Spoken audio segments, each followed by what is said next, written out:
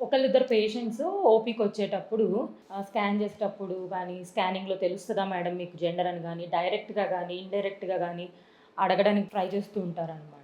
ఇండియాలో పీసీపీఎన్‌డీటీ యాక్ట్ అని ఒకటి ఉంటుందండి. సో, బేబీ జెండర్ అడగడం గాని, చెప్పడం గాని ఇవన్నీ చట్టరీత్యా నేరం అనమాట.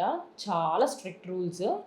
సో, అడిగినందుకు పేషెంట్‌ని, చెప్పినందుకు స్కానింగ్ డాక్టర్‌ని అందరిని తీసుకెళ్ళి జైల్లో పెట్టేస్తారు. డెలివరీ హ్యాపీగా జైల్లో చేసుకోవచ్చనమాట. సో, ఎప్పుడు అలాంటివి అడగొద్దు. అడగడానికి కూడా ట్రై చేయొద్దు. And second thing I agree చాలామందికి బాయ్ బేబీ కావాలి, మాకొక వారసుడు కావాలి ఇట్లా ఉంటుంది. బట్ ఏంటి అంటే అల్టిమేట్‌గా మన ఇండియాలో జెండర్ రివీలింగ్ అనేది రాంగ్. రెండోది ఏ బేబీ పుడుతుందనేది మన చేతుల్లో ఉండదు. సో, ఆ క్రోమోజోమ్ ఏదొస్తుంది ఎక్స్ క్రోమోజోమా, వై క్రోమోజోమా అనే దాని మీద డిపెండ్ అవుతుంది.